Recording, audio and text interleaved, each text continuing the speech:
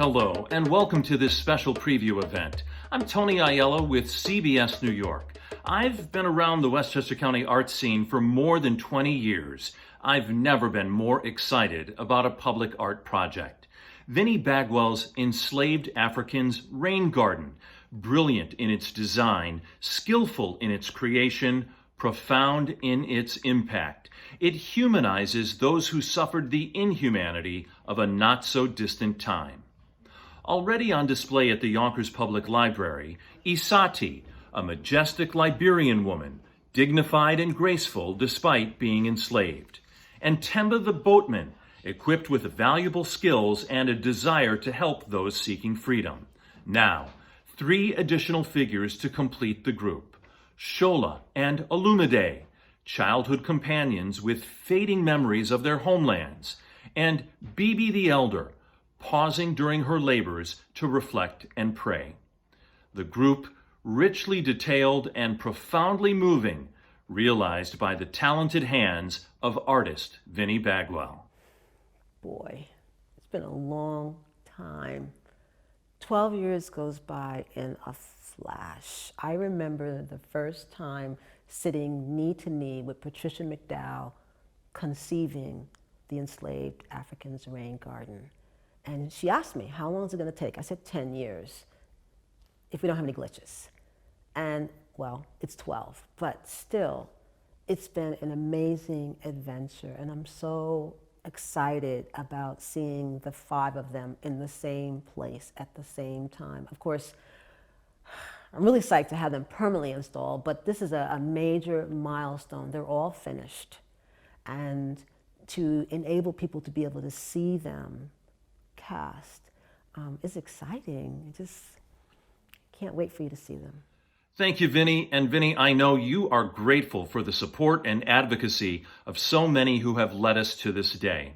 Right now, we're going to hear from some key supporters, including former Yonkers City Council Majority Leader Patricia McDowell, former Yonkers City Council President Chuck Lesnick, our current Mayor Michael Spano, and the Yonkers Planning and Development Commissioner Louis Albano. Welcome to the Yonkers Riverfront Library.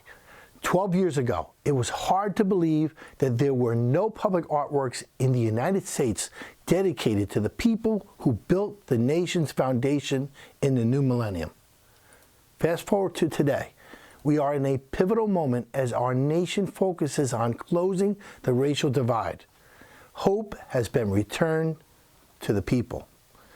That is why the city of Yonkers is so proud to share this sneak peek of the 5 life-size bronze sculptures that will be permanently installed in the Enslaved Africans Rain Garden on the shore of the Hudson River this spring.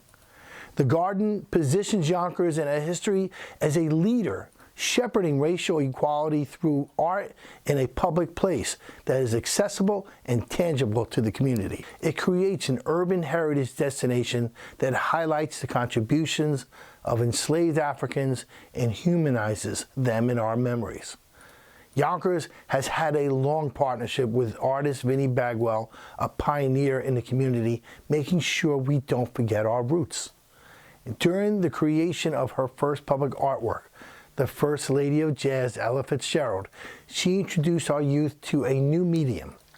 That sculpture made Yonkers the first municipality to commission a public artwork of a contemporary African-American woman in the United States. While working tirelessly on her project, Vinnie has invited our community into her studio to see each sculpture before they were cast. And I remember the first time I visited her studio in the Charlie Barn to see Issa T, and what a treat that was. When we come together in June to celebrate the permanent installation, it will be the beginning of another chapter for public art in Yonkers. And I look forward to seeing our arts community find new ways to map the city's assets with meaningful art. My sincere thanks to Vinnie and former City Council Majority Leader Patricia McDowell for striking the match to ignite the flame that became the Enslaved Africans Rain Garden. A special thank you to former City Council President Chuck Lesnick, former Human Rights Commissioner Connie Fowler, and Arts Westchester CEO Janet Langston for being supportive. Thank you to our great Governor Andrew Cuomo, New York State Council of the Arts, the Senate Majority Leader Andrea Stewart-Cousins, and the National Endowment for the Arts, Con Edison, Entergy, Metro Partners, and all the people who helped make this initiative become a reality for all the people of our city and the community at large. Thank you, and I hope you enjoyed this sneak peek. I hope to see you all again soon.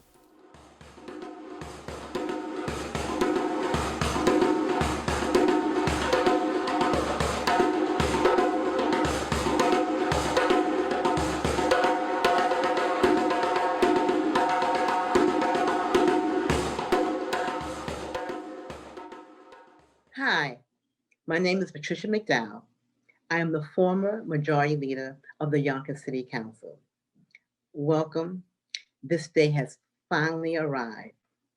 And the way we got here is very interesting. About several years ago, I attended the dedication of a monument that was going to be dedicated to the Orthodox Jewish community, where their cemetery was desecrated during the construction at that particular site. Later, a couple of years later, I attended an event at the Philipse Manor Hall, where they highlighted the enslaved Africans who lived in the Westchester area. At that event, I asked the question, where are the slaves buried? To my surprise, and maybe not really to my surprise, no one was able to answer my question. So as I left that event, I decided that I wanted a monument, and not just a simple stone. I wanted a monument that represented the enslaved Africans who lived throughout Yonkers during that time. Entergy had given me $25,000, which I felt would be more than enough to complete this project. All I needed was an artist. Who will be the artist for such a great project? Vinnie Bagwell came to mind. She had just completed Ella Fitzgerald, an amazing statue that sits in the city of Yonkers by the train station. Also, I remembered her from Arts on Main Street. And then, of course, she's a Yonkers resident. I met with Vinnie. I told her my ideas. I wanted them to show dignity. So Vinnie quickly agreed to do the project. Vinnie informed me that the project was going to well exceed the $25,000. Okay, no problem. I'm on the city council. We'll raise the money. And within a year, or maybe a little bit longer, the project will be completed. Vinnie informed me that this project is going to take at least 10 years in the making. Well, here we are today, 10 plus years later, and to unveil our Enslaved African Rain Garden. Now, we still have more to do. We still have to do the benches. We also have to do the landscaping. We're going to have an educational component to this, so we need more money for that as well. So donations are always welcome. If you haven't done so already, I would like to take this opportunity to ask you to like our Facebook page and to tell your friends, your family about our project, and also have them like our Facebook page as well. We have future updates coming. We are continuing building upon this project, and we would like the community to be included in that as well. I'd like to take this opportunity to thank those who have been a part of this project from day one. Mayor Phil Almaconi, who gave us our first government funding, Mayor Michael Spannell, who loved the idea of the African Rain Garden and wanted to be a part of it and wanted to make sure that he saw this project through its completion. I'd like to thank George Latimer, the county exec, the County Board of Legislators, the Yonkers City Council, the Yonkers community. I'd like to thank our local churches, and I'd like to thank our friends and our family. And excuse me and pardon me if I left anyone out. Oh, I did. I left out the Westchester Council of the Arts. Forgive me. So again, it's not too late to donate to our project. I like to take this moment to thank Vinnie Bagwell. She has been an amazing partner in this project. She is an amazing artist, and I couldn't partner with anyone better than Vinnie Bagwell. She has taken this project to another level, and for that, I thank her for her dedication. So in the words of Vinnie Bagwell, I like to say, stay tuned.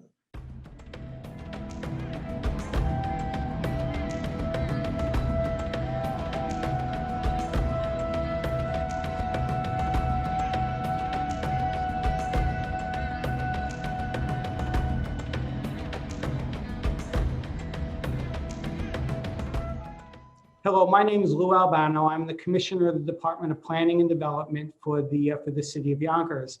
And I've been involved with Vinnie Bagwell for quite a few years now for the development of the Enslaved African Rain Garden in the downtown and the waterfront for the city. When Vinnie first came to us a few years ago to propose this project, we saw it as an important step in the history of the city of Yonkers, not only culturally but historically, for the African American community and for the education of the entire city as a whole, to show what the impact was of the slave trade in the early parts of the Republic, and as it related to the city of Yonkers, because a lot of people don't realize how it impacted even the Northeast at that time. When Vinnie first came and proposed this project, and she showed us the display of the 5 sculptures that she wanted to and how it would be tied together in a rain garden setting, where it would have showed the natural environment of where the individuals would have originally come from as they came to these shores. We viewed it as an exceptional educational opportunity for the city of Yonkers, and we look at it not only for that educational purpose, but also to draw people to the downtown, to be able to see the revitalization of the downtown. And we rely on partners like Vinnie Bagwell to not only to produce these works of art, but to help us with the educational foundation and the revitalization for the downtown as we continue to move Yonkers forward into the 21st century. It's been a pleasure working with Vinnie all of these years on various projects. This is not the first project that the city has worked on with her, and we've collaborated with her on quite a few things. And the fact that she is a member of the community and takes great pride in being a citizen of the city of Yonkers only helps us to work and create a stronger bond with her as we move forward on these projects.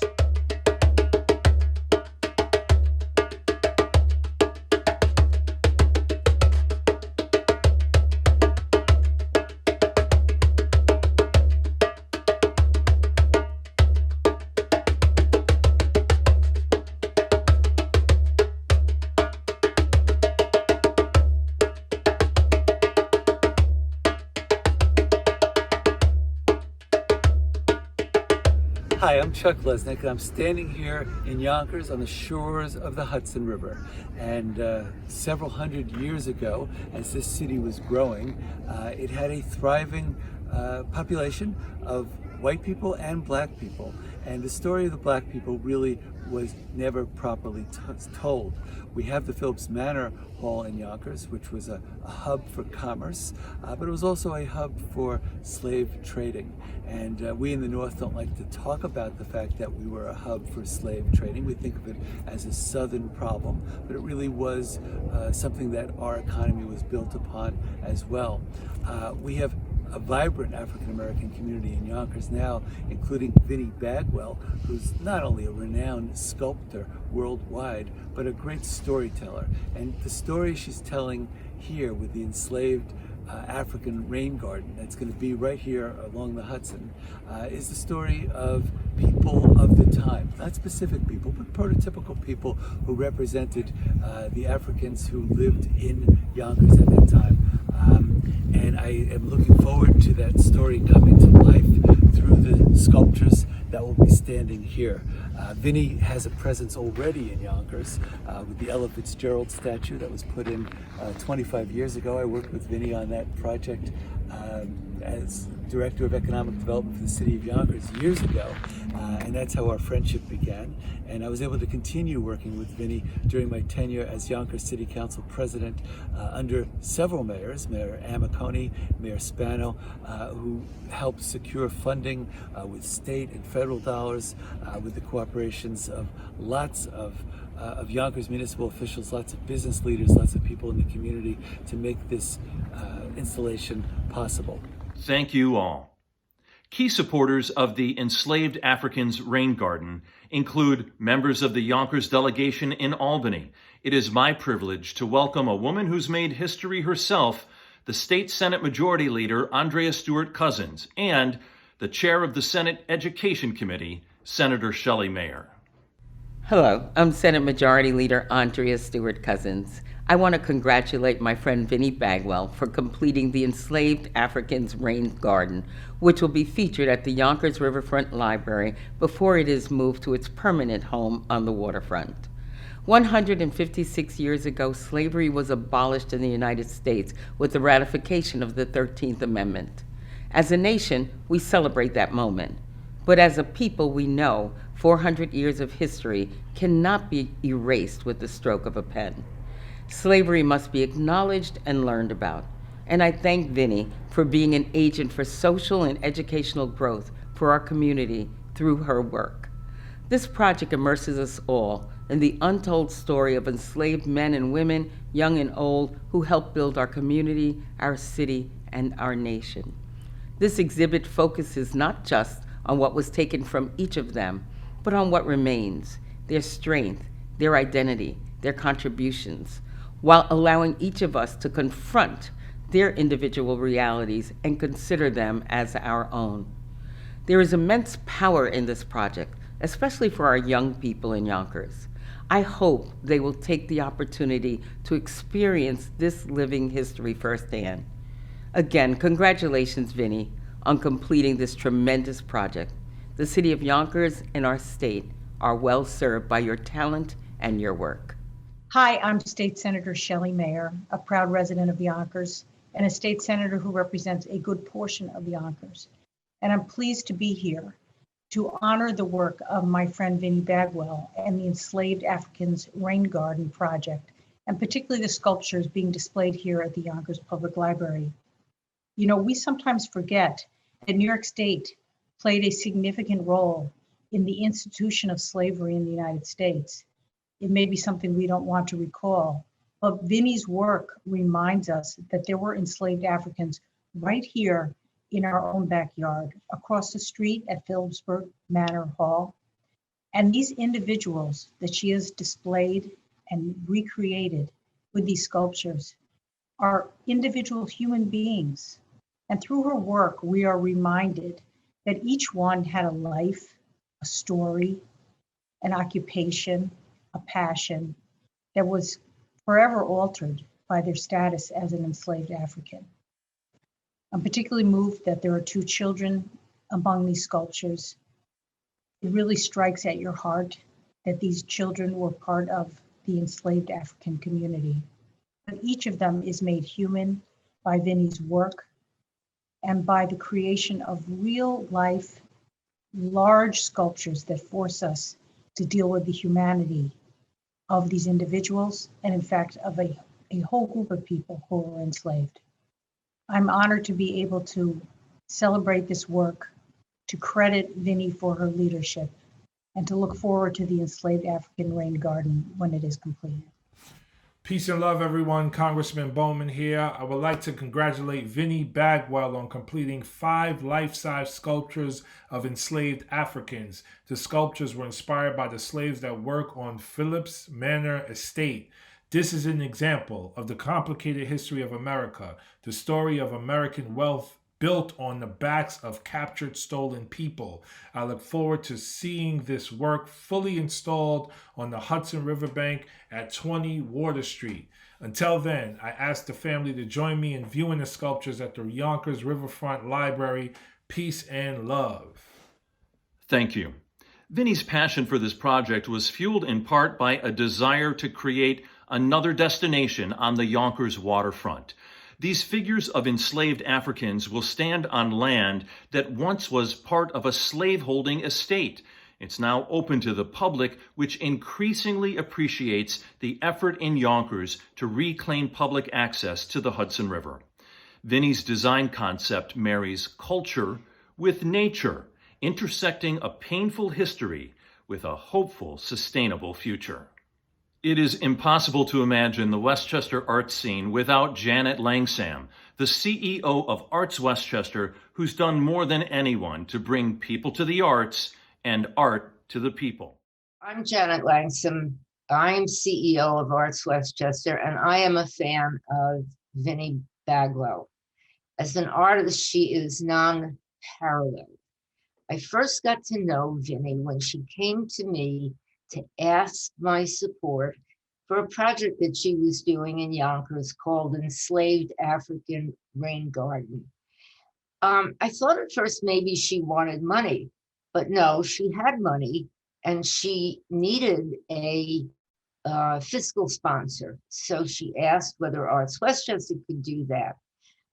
That was one of the very first grants that she got 12 years ago. And over the 12-year period, the project has grown and has incorporated many, many other supporters and people. She likes to call me a godmother of the project, but I'm sure that by now, after 12 years, she has many godmothers.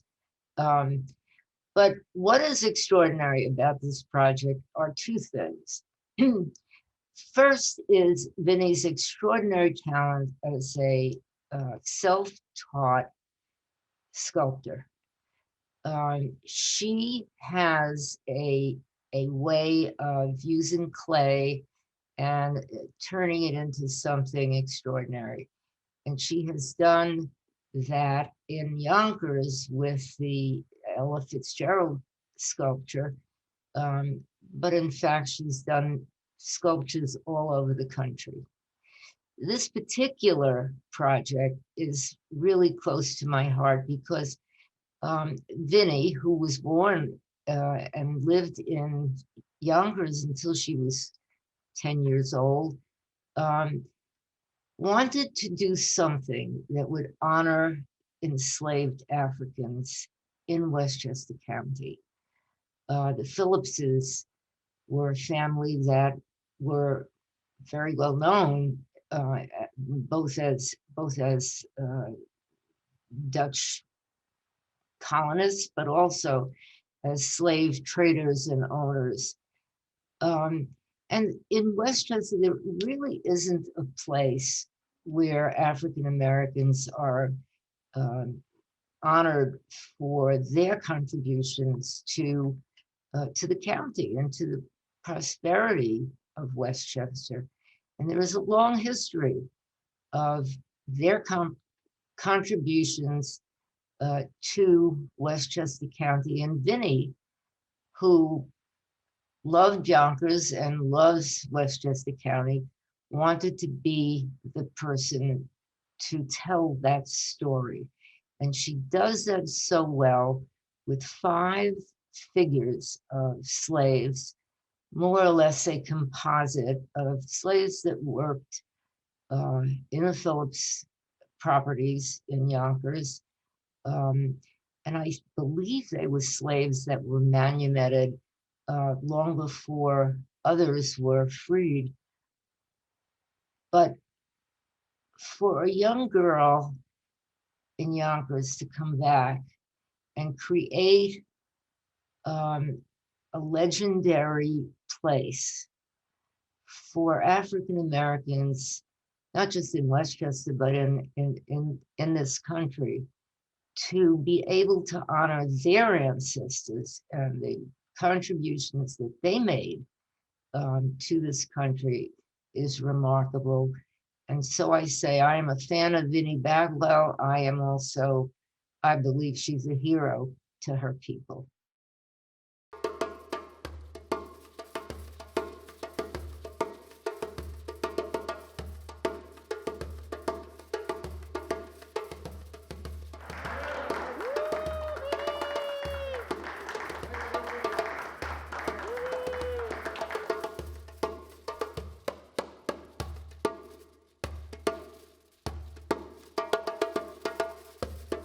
Hi, I'm Mario Caruso. I'm Grants Manager for the City of Yonkers Planning and Development Department.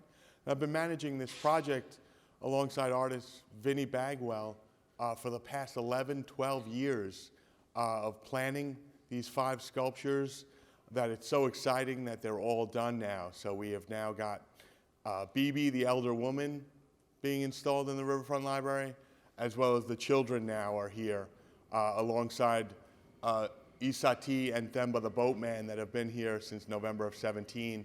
We're so excited they're here. They're here going to be temporarily, hopefully until this summer. By the middle of the summer, we're going to be building the Enslaved African Rain Garden out on the Hudson Esplanade, several hundred yards south of the city pier. So come check it out. It's right near the Apex Apartments. It's going to be beautiful. I can't wait to see them out in their permanent spot. So great job to Vinnie Bagwell. They look beautiful. 12 years in the making. Let's do this. Well, the statues will motivate the students when they come to the library to do any research on either on Black History Month or during the slave trade. So I'm very happy that we have all of them here at the library.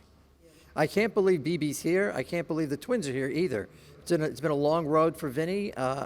Really seeing the entire collection together is just awesome. I mean, you can really see her vision. You can really see how everything has come together, and I couldn't be happier for her and for the project. I am so glad we are in the process of removing Confederate statues and being more inclusive, more diverse, more open-minded, more loving. I think as a community and as a nation, this is what we need, and this is what we need to heal. This is great for Yonkers. I can't believe this is here. Thanks, Vinnie. Thank you for joining us for this special preview event and for sharing our excitement as this project moves to completion. This will be a place that will touch our hearts, challenge our minds, invigorate our community, generate civic dialogue, and tell a story that needs to be told.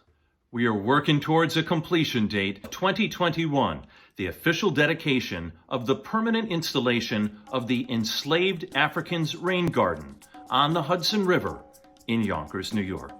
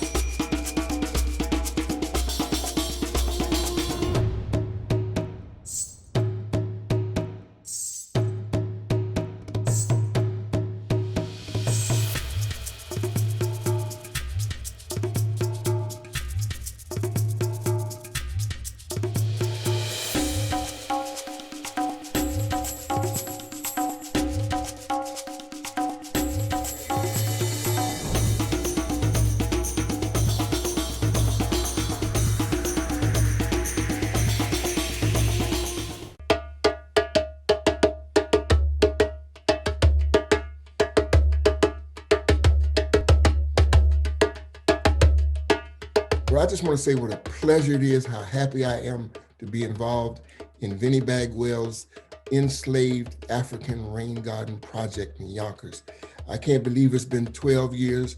These characters was Themba, Isate, Bibi, the elder, the little young Sola, and Olumide. They all came to life. When I saw them, it was a no-brainer for me to put the voices and the words to them, because her work just was alive already, and it just came to life. And so I can't believe it's been this long. I'm just happy that it has come to fruition. I can't wait to see them actually on the pier there in Yonkers. I can't wait to actually walk up to them, and knowing that I had a part of this, I'm just happy and proud. And Vinnie Bagwell is a godsend, a treasure, and her work just makes my work easy. So it was easy for me to become the voices of the Enslaved African Rain Garden.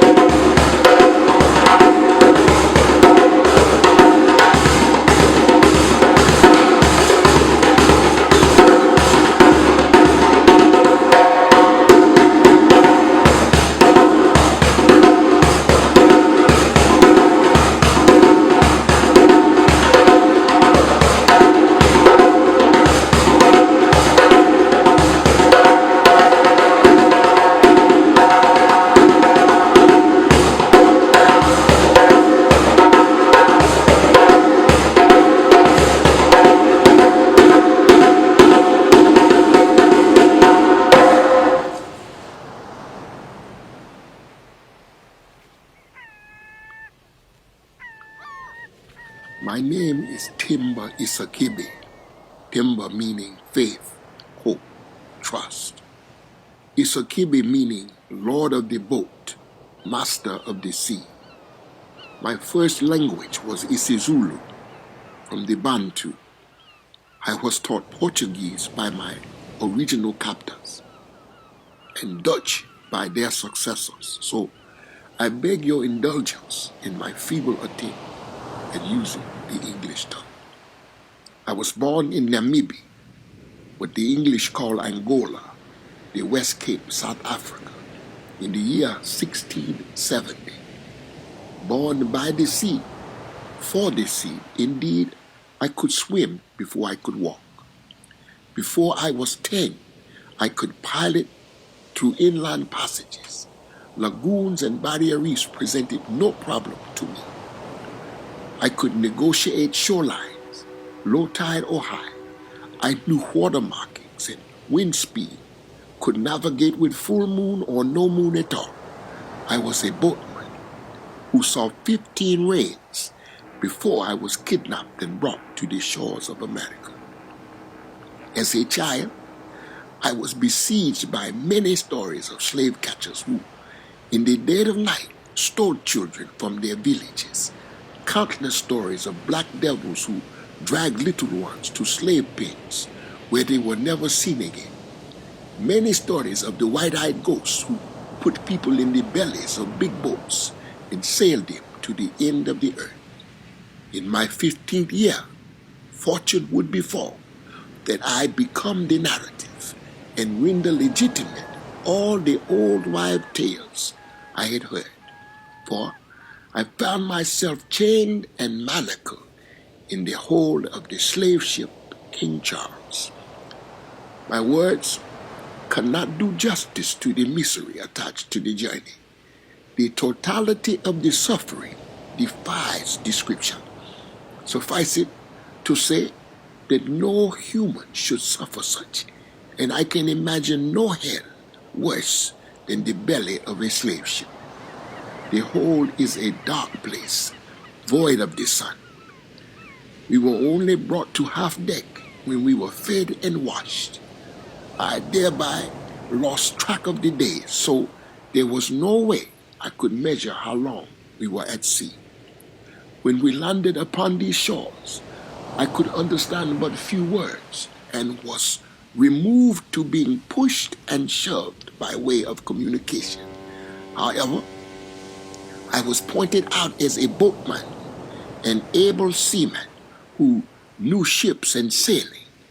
Although I did not at the time know the names of them, my early experience had shown me how to pilot a galleon, a cutter, an East Indiaman, a sloop, and even a Guineaman. If it could float, I could sail it. I learned that the vessel I sailed in on was owned by Frederick Philipse, and that he owned everything in every direction I looked. North, south, east, or west. He owned all the land and all the maritime as well. My first 3 years was in the pure service as a slave, but because of my craft and swift grasp of my circumstance, I was granted manumission my 4th year. This grant was not without warrant. Indeed, I had earned my freedom. You see, within those 3 years, I had steered the Beaver, the New Netherland Indian, the Pearl, the Morning Star, and the vessel on which I sailed in, the King Charles. Further, I had earned the favor of the Mrs. Margaret Phillips, who was wont to teach me in the way of manners and cartography. She was also wont to boast on the swiftness of my apprenticeship. I clearly recall my first voyage as a navigator on the Pearl. As we spotted the shoreline of Madagascar, we were overtaken by a swift-sailing cutter captained by Adam Baldridge, a bandit who was of some extensive repute. I soon learned that Captain Baldridge was in league with my owner, Master Philipse, and that this was just the first of many encounters with the slaver. It was revealed also that Captain Baldridge was not the only pirate with which Mr. Philipse did business.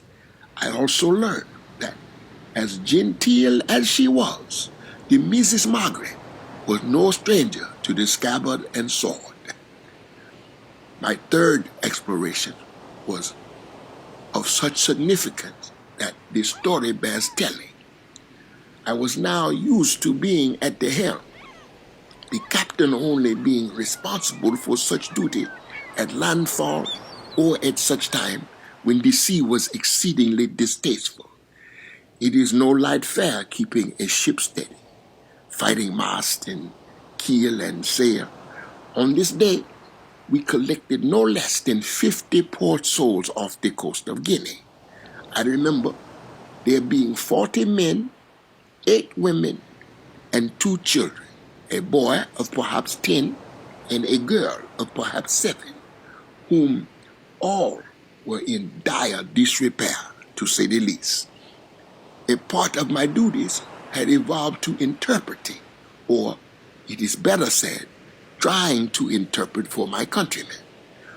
On this occasion, the cargo, as they were called, was being offloaded from the Beaver and carried by dinghy and clackboat to the Pearl. The wretched souls were thrown into the small craft 10 at a time. This was one of the few voyages where we did not ferry to port. The enslaved were brought aboard up gangplank. One of the wretched, I recall, having no shoes, slipped and fell. His neck hit the brow and was broken. We watched him drift with the tide, and no one retrieved the poor soul's body. What made this day even more outstanding in the mind of this sailor is I was blessed by God to look into the eyes of a woman that I knew would never remain enslaved. There was a fierceness in her gaze that caused me to immediately fear for her life, for I knew that she would be tossed overboard if she raised enough ruckus. The scoundrels with whom I sailed would sooner throw a winch to the sharks than put up with insolence. Yet, somehow, I knew she would survive. There was an uprightness to her shoulders and a pride in her gaze that brought my thoughts back to her almost daily. One warm spring afternoon, more than a year later, I was docking at Schreer's Hook after sailing some 10 nauticals up Hudson's River. I remember feeling good as I had successfully negotiated trade with the Manhattoes for more than 100 pelt of mink and sable. Master Philipse was wont to trade with the Mohicans, with the Sinsink, the Tappans, and most all the Delaware people. This duty fell upon me because of my apprenticeship and my ability to befriend most all of the natives. I remember she was walking toward the sawmill, carrying a bushel on her head, and my heart felt like a sail blasted by a powerful nor'easter. It was her of the fierce eyes. She walked with such grace and purpose, and I remember my thinking, she walks like a smooth-sailing ship, and the fierceness in her eyes will weather all storms. She was the most beautiful woman I had ever seen. She was the forlorn wench I had first seen manacled in the hole of the beaver, ragtag and torn. Now she was a maiden fair from Guinea, a queen-like and stately. She was Isati, and I knew in my heart she would one day be my bride.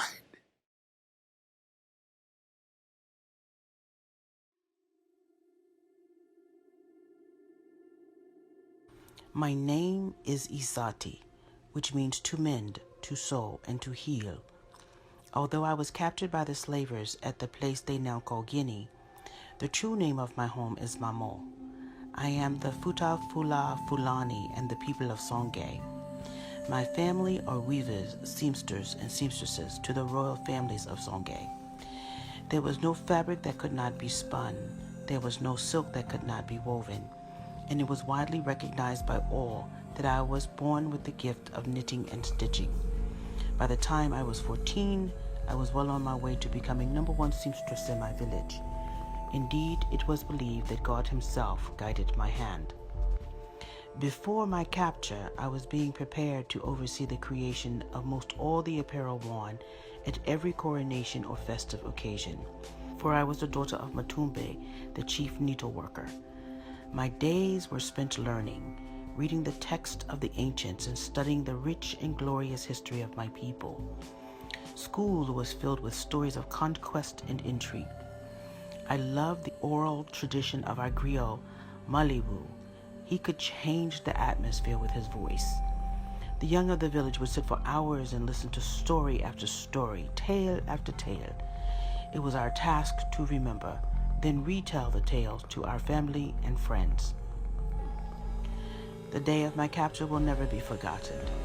It was 7 days in front of my 18th reign. As it was custom, I was gathering flora for my coronation. It was to be a grand affair. Most all of my village would be bedecked in the finest raiment, all prepared by my family.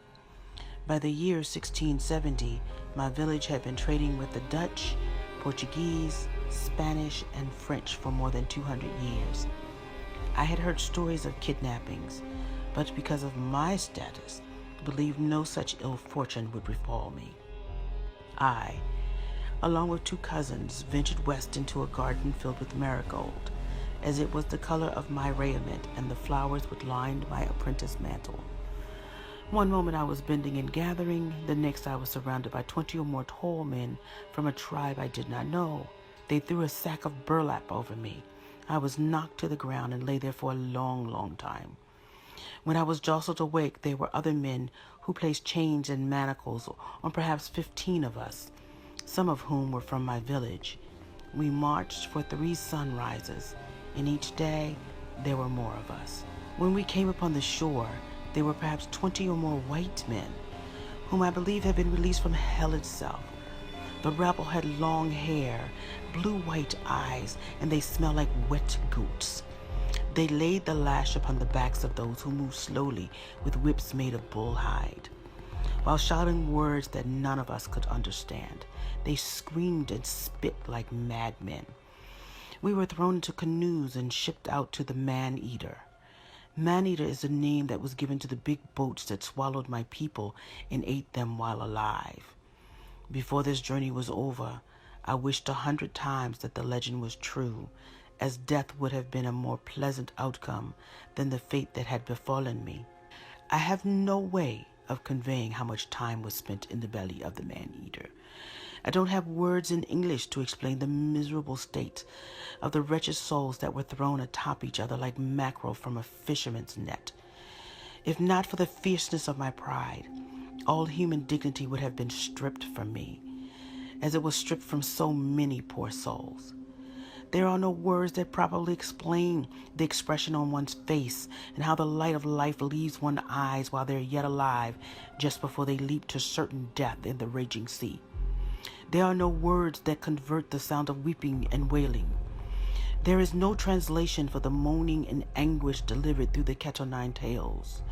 There are no words for the stench of urine, feces, and fear that mingled and rose from the hold of the good ship Bibi.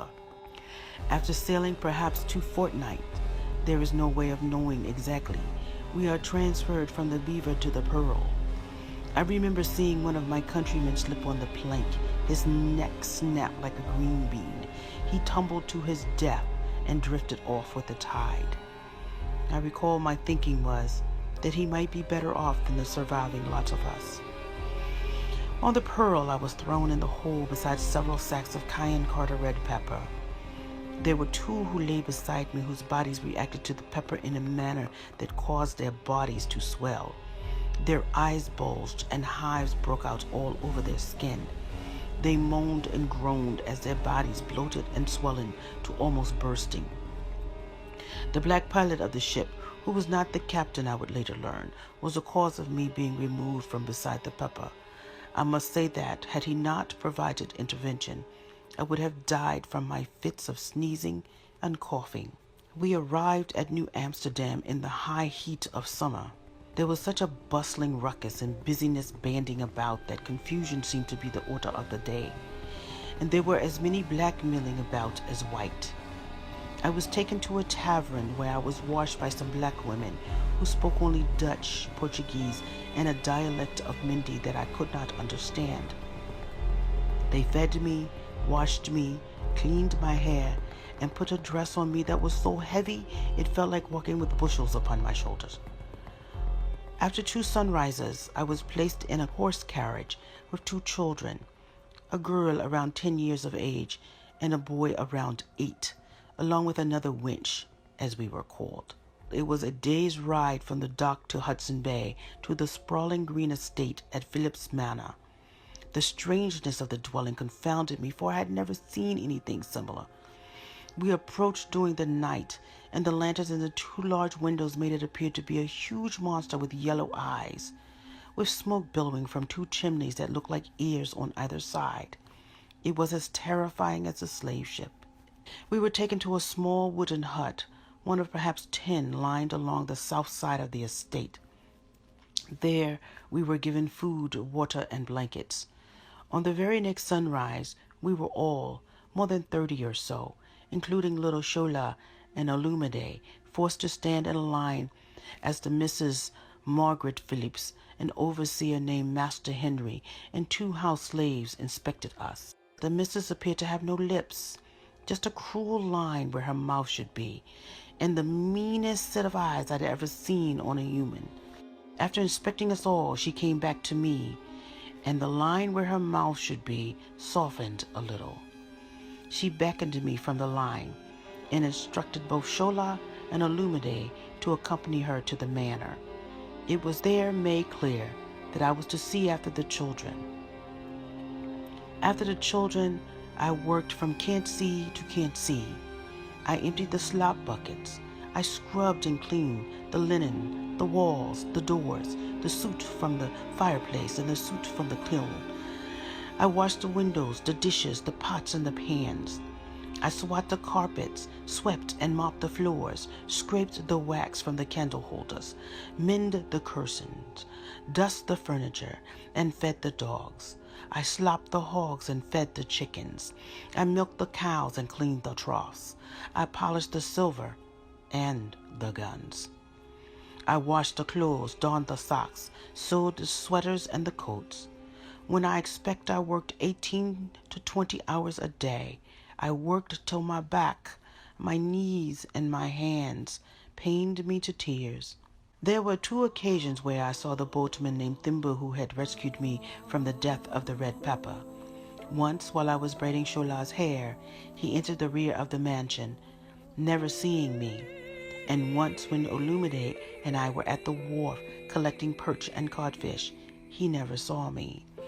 I was a slave on the estate for 12 moons before he spotted me carrying a bushel of pears on the dock at Schuyler's Hook, where our eyes locked.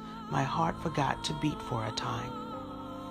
From that day forward, every day that he was landside, I would see him. One late evening before Sabbath, as there was no work the next day, he heard me singing a song from my homeland. I was again braiding Shola's hair while singing in my native Pula and Fula. He came close to the porch and smiled while I sang. He did something which caused my heart to almost leap like a white-tailed deer. He spoke to me in both Pula and Fula. I had not heard the language of my people spoken so beautifully in more than a year's time. His words had hope and promise in them.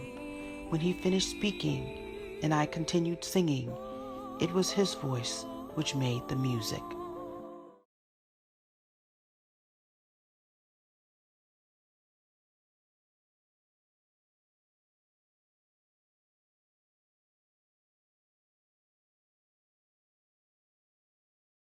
My name is Omalara. It means wanted. But everyone here calls me Bibi for grandmother, including the masters of the manor. I am an old woman now, and my recall is not what it was.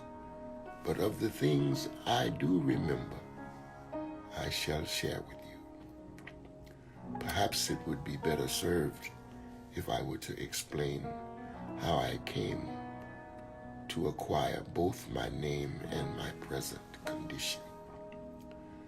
I was born of the Karanga in the Mutapa Empire, Zimbabwe, in the south of Africa. I was raised in the Zambezi Valley among much wealth and splendor. My parents were descendant cousins of the great Changamairi.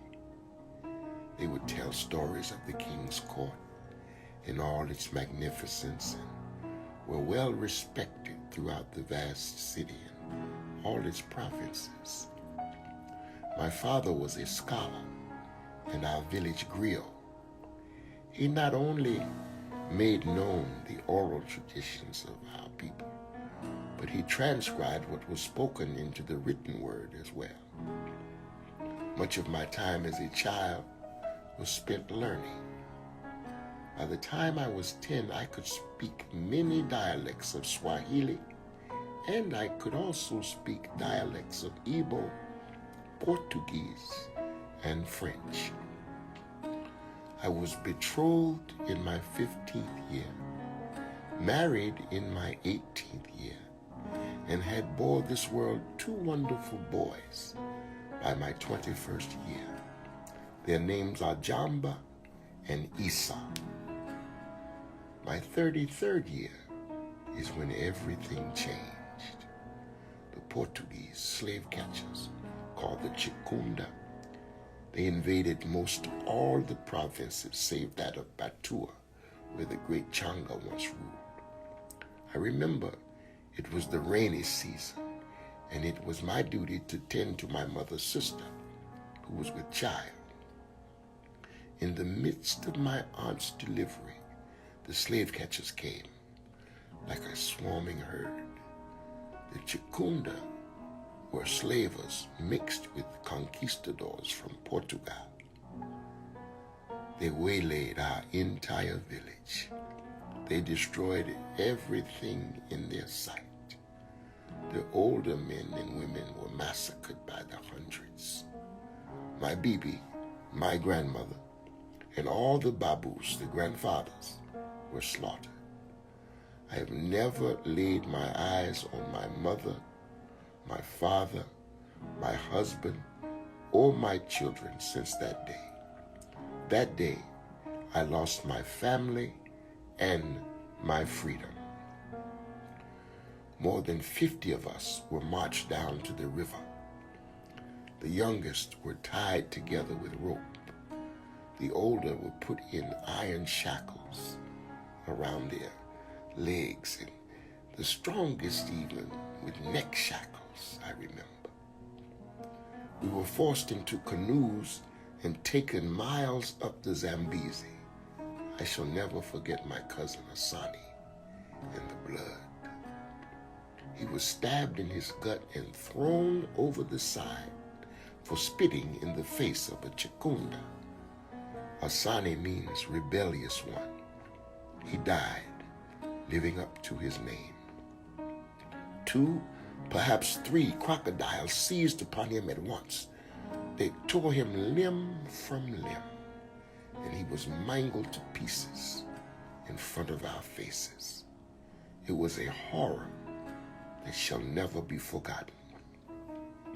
We sailed 3 days upriver in the dugout canoes and transferred to a great melee, the name of which I cannot recall. We were taken below deck and were only allowed above the deck in the mornings for dousing and feeding. Buckets of seawater were thrown on us to cleanse the filth of waste and vomit which we spilled upon each other. Then we were fed some vile sort of porridge that only hogs should be fed. We sailed to the place called Madagascar, where there were so many imprisoned that I could not count. Every tongue you can imagine was spoken there. It was a market for the sale of human beings, and there could have been no more wretched place on earth than Nitaranarasi, which means the bad place in the language of the Malagasy. I was there more than 18 months. It became my duty to tend to the young ones, and they would attach themselves to me. I had to nurse their wounds, which came as the result of all manner of evil behavior. Though I was yet young myself, because there were no old people there, they called me Bibi, grandmother. One morning, before the sun came over the rise, after those many months, we were marched from the bad place out to the seashore. This time there were more than 100 of us. Once again, we walked up the plank of the great melee. It was the pink called the Charles. You could smell its filth from 50 yards away. We landed on the shores of America in the fall of 1685. This I know because I heard a Dutchman tell a Frenchman what the year was, and that the first organized street lamps had been put up in Amsterdam. It was my 35th year. I remember thinking, this is a primitive place, because every child knew that oil lamps had lit the thoroughfares of Mutapa and Timbuktu from the time of the first emperor. Every child knew that King Solomon's mines were in Mutapa, where the streets were paved with gold and the lamps were lit with whale oil and frankincense. I'm also certain it was the fall, because that was the first time I had ever felt the cold. It was as if the sun had no interest in this place. My bones ached from the cold and the rain. The first time I heard the word Philipse and kidnapper were in the same discourse. I would come to learn that my captors would be responsible for the enslavement of many, many thousands of my kinsmen. After some haggling and severe disagreements, a cruel burlap was thrown over our shivering shoulders, and 8 of us were placed in a wagon. It took half a day's journey to the place where I would spend my next 65 years. On the day we arrived, there was so much bustling about. The building of the large manor was underway, and there seemed to be at the least 70 men working on it. The Master Frederick, the Master Adolph, the Mrs. Margaret, and some of the native people were there to inspect us. There were tribesmen of all kinds, speaking different tongues, and slaves working feverishly, carrying wood, water, and other sundries necessary for the raising of the large mansion. After our inspection, we were taken to the creek where we bathed. We were given clothing and we were fed there. Immediately, I was put to work, carrying timber and water from the creek to the sawmill, and from the sawmill to the work sites scattered across the landscape. There were pelts being dried and stretched in this place, iron being smithed in that place, oxen dragging wagons in this place, clay being drawn from the mud pit here, clamshells shucked from the creek bed there, and carried to the kiln for firing over there. It was just all manner of movement, so vast as to make one think of ants scurrying about. We worked until the sun exhausted itself before we were taken to the slave shanties. The shanties were no more than a few boards of wood thrown together. There we slept until the sun rose, and we were put to work again. After more than a month of this daily routine, I was summoned to the manor by the young Master Adolph and the Mrs. Margaret. There I was told that my duties would be to tend to all the incoming enslaved children. They included making sure their wounds were tended, and to also teach them in the ways of the so-called genteel. In short, I was charged with civilizing the savages as quickly as possible. I was moved to the back quarters in the great house, where I were given dresses and aprons to wear. It became my duty also to serve the master's guests when they were visiting, and there I would be privy to every stream of conversation. I heard Master Adolph say on more than a few occasions that God had favored him with the seafaring slave called Themba, the boatman. They would speak of him, and indeed all of us, as if we had no understanding, as if we were not human or perhaps invisible to them somehow. I believe they thought of us as cattle or sheep or horses. Of all the children who were enslaved here, it is Sola whom I miss the most. She was the sweetest child, with the voice of a Levite angel. Her singing would calm the restless soul and make even a wounded animal purr like a kitten. Isati, with her gift of language, was of all the children the most help to me. When I think back so many, many children were uprooted, lost their freedom, and found their way to Marinick. The Philipse found a way to use them all to their advantage. I found a way to love them all.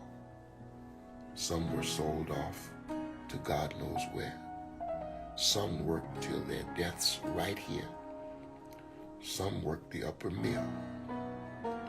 They all became family, and I have outlived them all.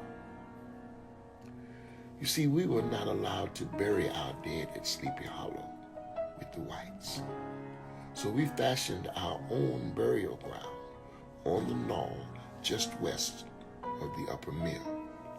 Some believe it is haunted by the ghost of those interred there. Some say you may hear them weeping and wailing on cold, dark nights. I have never heard such myself. I have made it my duty to visit there on Sundays, and to no one's knowledge but my own, I would take a small rock and carve the names of my loved ones to mark their graves. Themba, Isati, Sola, and are buried there. Olumide is there, and many more. I tell you this now as an old woman who no longer has the strength to climb the knoll and visit those loved ones. But I tell you this so that you would know that I have carved the name Bibi Omalara into a small rock, and it would serve my soul that when my time comes to rest, you would be so kind as to place me and the stone there, so that at least the earth will know that I too made a contribution, and at long last I now have my freedom.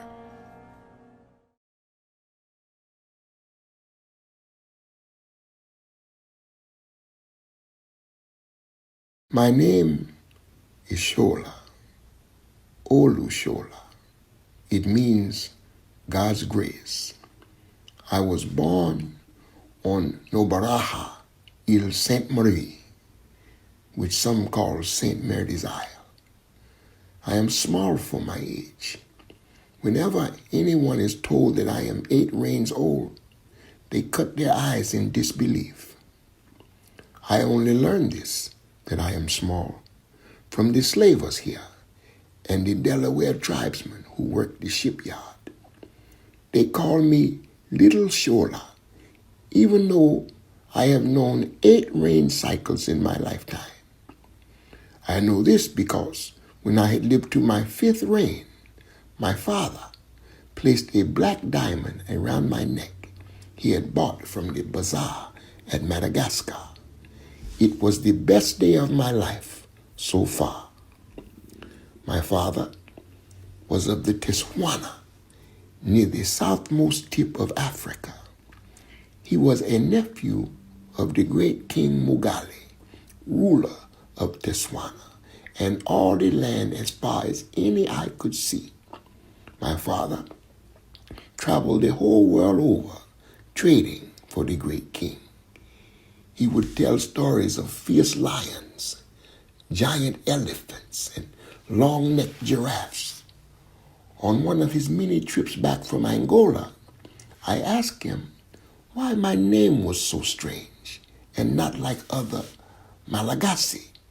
He told me the true meaning of my name. He said, I was the grace of God, and Olusola meant God's grace in the language of the Yoruba.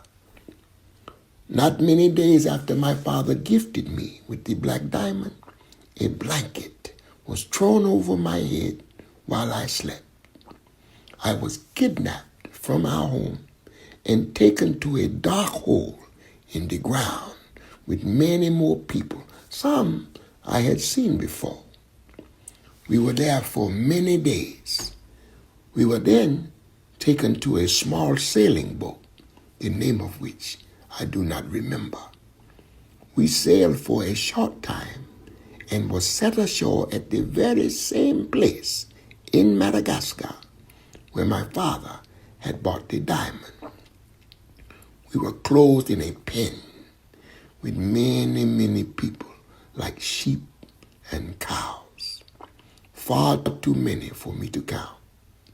They came from places all over Africa, places I heard stories of, places far, far away. I only spoke Malagasy and could not understand many of the words they spoke, but we all called the pen Nitorena Ratse, the bad place. After many days, to my surprise and to my great joy, I discovered my mother. My mother was in the bad place with me. I was both sad and happy. She comforted me for more than 5 days before a white man with no teeth struck her in the head with a drinking gourd.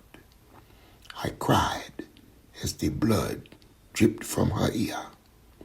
She died with her head in my lap. I prayed to Almighty God Modimo that he would free me from the bad place and let me die with her. My father had taught me that the one and only God Modimo could do anything. After many moons, I was given the job of water monkey. That's what the white men called us who fetched water to the overseers. For 2 long rain seasons in that pen, I was a Renogidro water monkey. I saw a great lot of people come there from many ships. I saw many of them die. I prayed a lot of prayers to the great Modimo for my own death. I prayed before the day we were forced aboard the large man-eater called the St. Charles. I remember this day for many reasons. One reason was it was the first time my eyes saw the great black boatman called Themba. It is so fixed in my mind because, one, he was the only black man who was not a slave, and two, in the more than 2 reigns since my capture, he was the first man I had seen, black or white, with kind eyes.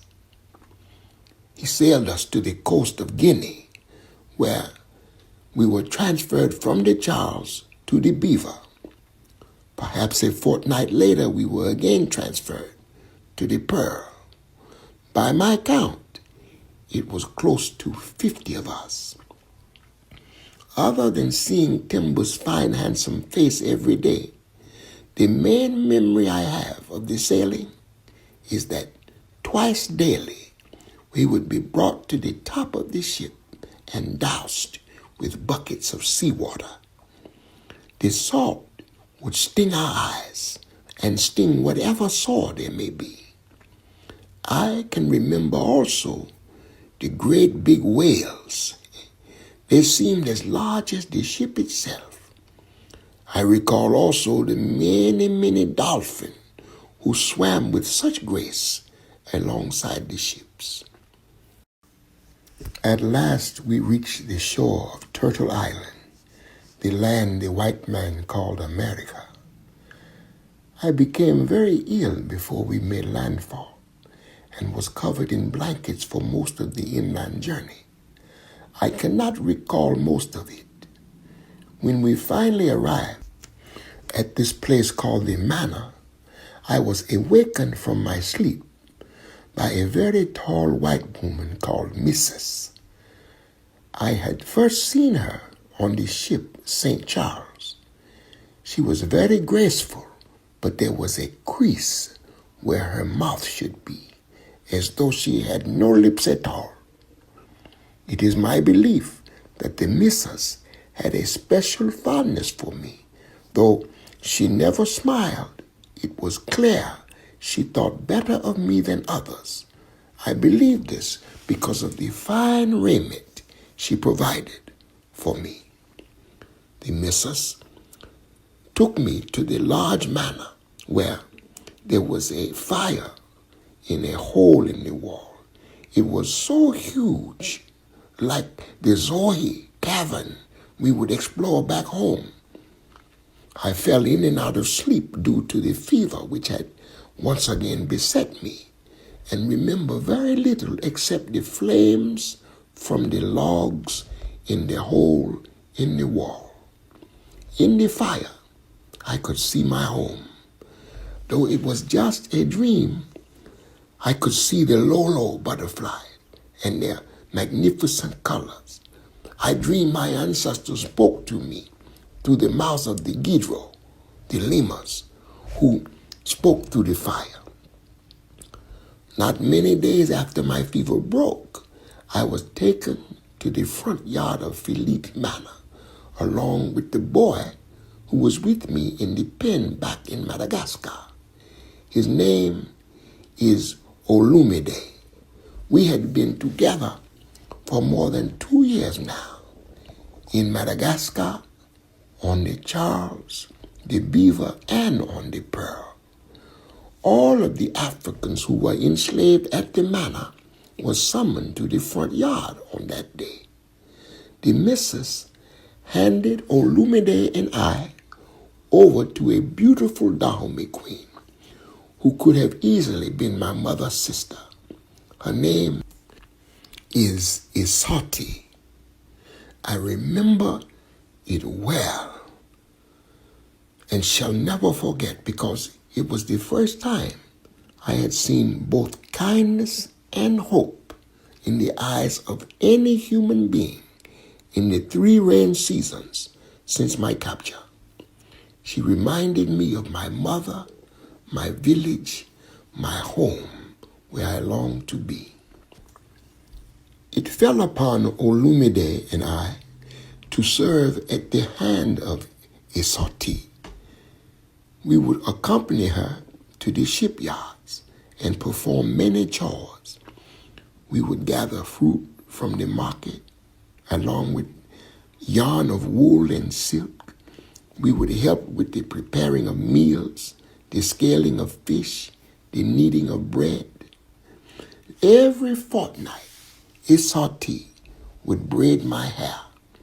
On those days, I would long for the evening's chores to be done, when she would sit me between her knees and caress my locks.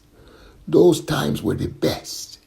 They reminded me of my mother and home. She said my hair was the silk of the gods. There were those days when the great Themba would return from the high seas, and he would bring gifts of raiment from Botswana and Madagascar. He bought me a turquoise silk scarf so beautiful that I am afraid to wash it for fear of losing its scent of sandalwood. On those rare days when he would return, he and Isati would speak in Fula, so much so that I began to learn the tongue. We would speak in Malagasy of the sakoa, a fruit from my home so sweet there are no words to describe in the English tongue. We would talk of the lemurs, whom our ancestors spoke through. There are no lemurs here. Everyone knows the ancestors lived with the lemur, and there are no lemurs here. We would recall the taste of the poma, which you call the apple, and the exquisite wings of the lolo, which I now call the butterfly. What I miss most about Madagascar, and especially Ile Sainte-Marie, is the warmth. It is very, very cold here. I miss the warmth of my home. This place can never get so warm as my home. The word for home in Malagasy is Antrano. I miss my Antrano. With every new word I learned, I smiled, because each and every word reminded me of my mother, my father, my village, my home. I believe I should start my story with my name, because my name almost says it all. Olumide means God has arrived. In the language of my people, Fulani of Guinea, the boatman Themba, he says there is irony in my name. I must confess that after surviving the Middle Passage, the almost impossible journey from West Africa, and landing here on the shores of America, I sincerely question if my mother and father had not made a mistake in so naming me, because surely I did not belong in such a cruel and God-forsaken place. I was born among the artisans of my people. My mother, father, aunts, uncles, and cousins, all were the culture makers. They were sculptors and painters. They were builders who worked in wood, brass, and coral. They were silver and goldsmiths. They were mask makers who worked bronze and clay. They made embroidery and weaved the silk. My people knew earth science. They grew the mulberry, which brought the silkworm.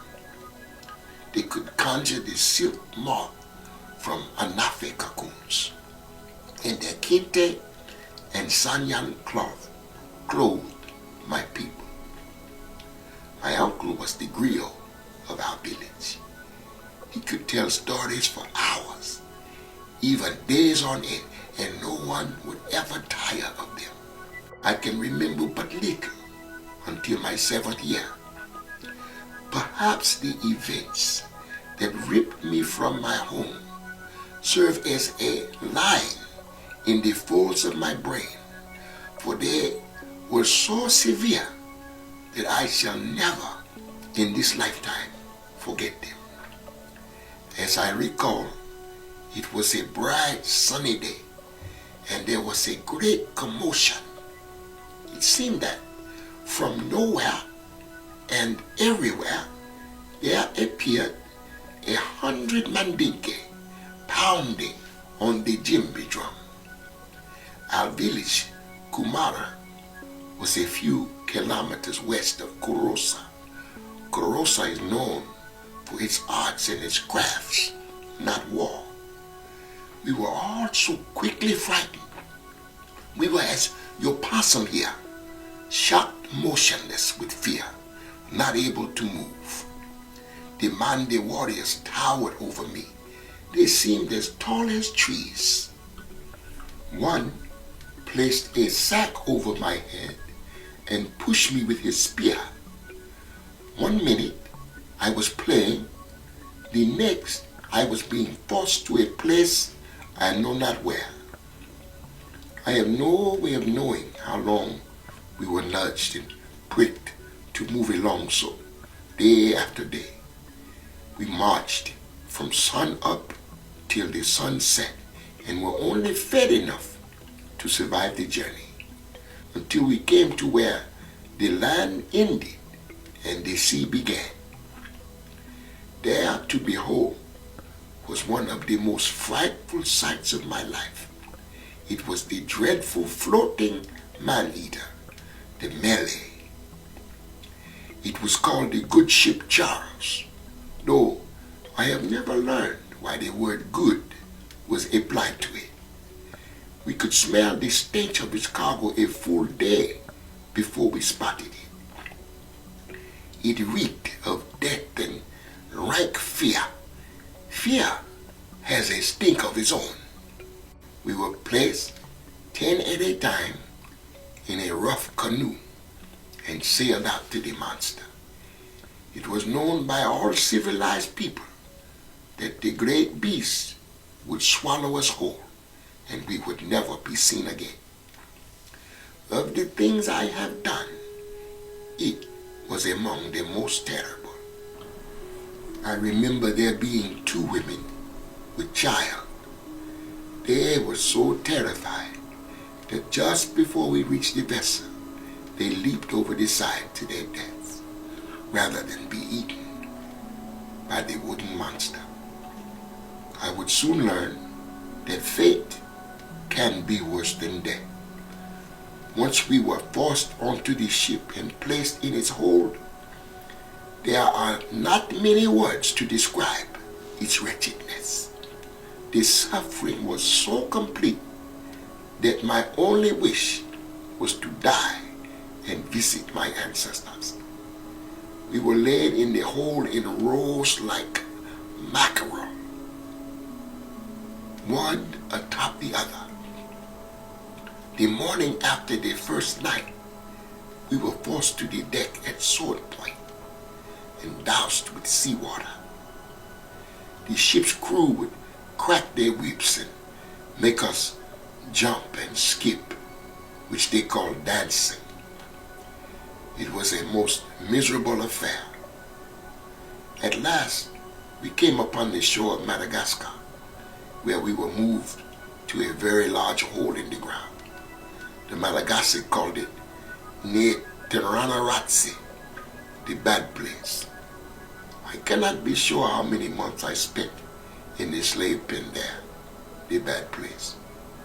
At last we were herded on to the Charles once more, this time close to 70 of us. We were moved from the Charles to the Beaver, this being a ship slightly smaller than the former and utterly more sufferable.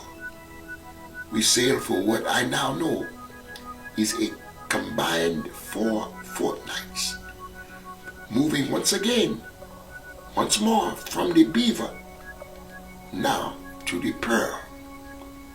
At last we reached the port called Hudson Bay, in the place here, New York. I had never seen nor heard nor smelled such confusion. I had been to market in my homeland, but never had I seen all manner of humanity teeming and bustling so. The smell of fish and of gunpowder, the smell of beaver, elk, and of fox was enough to wrench the gut. It was. Before our docking, I had only seen my tribesmen, my neighbors, and the few white men who had made the voyage. I had never seen the ruddy skin color of the Manhattan, the strange features of a Chinaman, nor had I seen the face-painted splendor of the Mohawk. Our feet were shackled, and we were shuffled off to the market square between Pearl and Water Street. They shoed us in the slave pen like you would shoe a hog or a cow. We were kept there most of 3 days. I remember well because little Sola, who had been among us since Madagascar, I thought she was going to die from the fever. The slave pen of New York was the coldest place I had ever been in my 11 years of living. After 3 days, we were taken in wagons to this great large estate where the grass was vast. It seemed to be rolling in the wind, so green. We were greeted by the woman called Bibi, which I learned in Swahili meant grandmother. She had the kindest eyes I had ever seen. She was an angel of mercy who nursed upon us. She fed us broth and bade us sit in tubs of water where we were cleaned. The next day, we were marched to the front lawn of the enormous manor, a mammoth mansion so huge as to defy explanation. I had not seen a dwelling so massive in my life. We were placed in a line so as to be inspected by Lord Master Frederick Philipse and his steel-eyed wife, the Mrs. Margaret. I recall thinking that I had never seen a human with skin so white as hers. She was as pale as a ghost and appeared to have almost no lips at all. In her eyes, Her eyes were the color of ice blue, cold as the Atlantic seawater. When the missus looked at me, she asked Hakima Bibi what I was called, what name I was given. When she replied, Olumide, it just then occurred to me that if my name held true, God just may have arrived in the same place as the devil.